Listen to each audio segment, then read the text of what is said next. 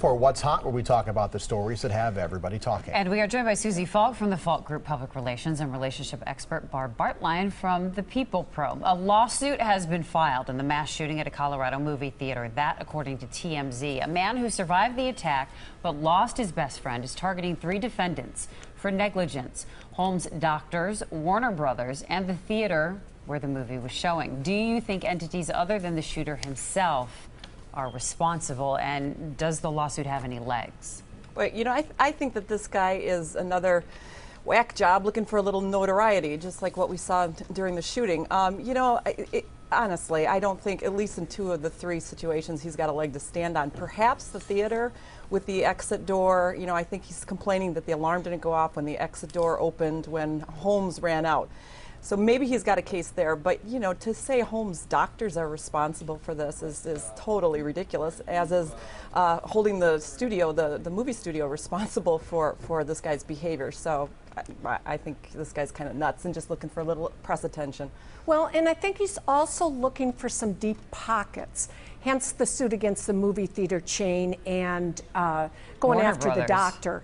Looking for some pockets, but you know, it's very, very difficult in this country, even if you think somebody could possibly be dangerous, to pursue mental health treatment and pursue supervision of them, unless they're eminently a threat to themselves or somebody else. Your hands are really tied. Well, and part of the lawsuit is that the nature of Batman and the movie Right. is partly responsible for Holmes's actions. I mean, how many movies, video games, there's so much out there that could fall under that category. But you can't sue the manufacturer of a bullet for a murder. How can you sue the maker of a Right. film? Right. The movie made this guy do it? I don't think so. The equivalent is Ronald Reagan suing Jodie Foster for influencing Hinckley to shoot him. I mean, it's just ridiculous, you know? People, it's about individual responsibility, and this guy is mentally ill, and it's too bad this happened. All right, out of time on topic 1. Coming up next, one group trying to crack down on smoke. Pro and Susie Falk from the Falk Group.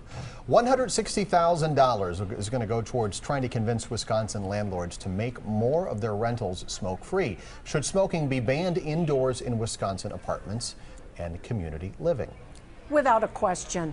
There's really 2 issues here. One of them is a health issue, and that is secondhand smoke meandering your way or through the ventilation system. The other issue has to do with safety.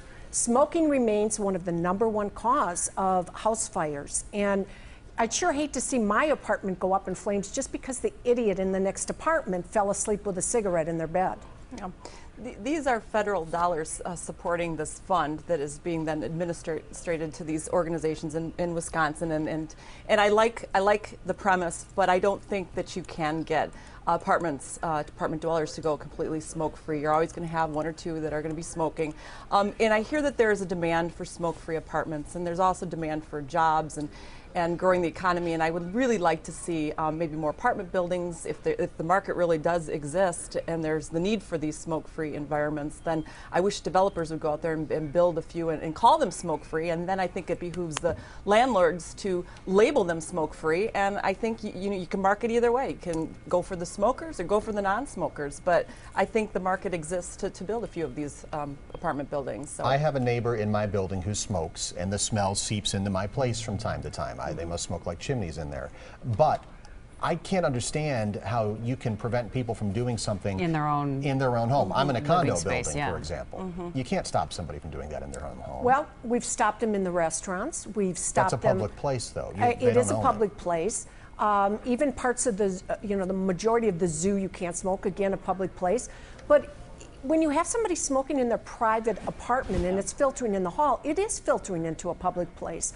I'm all for banning it. Right. And when I work with smokers who want to quit, what they tell me is one of the best ways to quit is when they can no longer smoke everywhere they want to smoke. Yeah, All right, you guys we have a 3rd topic. Sorry, gotta go. By now, you've probably heard about the controversy over Chick-fil-A's stance against gay marriage. Since the company's leader made controversial remarks, the Muppets have jumped ship. The mayors of Chicago and Boston now saying they don't want the chain in their cities, and former Arkansas Governor Mike Huckabee and Rick Santorum jumping into the fray. They are calling for a Chick-fil-A Appreciation Day.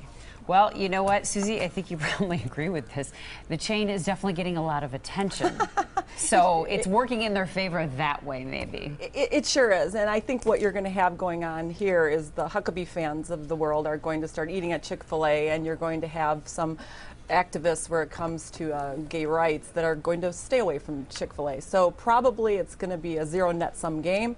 But you know, the wallets will speak, and if you like Chick-fil-A and all they stand for, then buy their sandwiches, and if you don't. And I'm not going to eat there for a while, maybe forever. So, you know, that's the beauty of free speech, isn't it now? I think if a puppet can figure this one out, then I'm going to back the Muppets on this one. You know, certainly the CEO has every right to his personal opinion.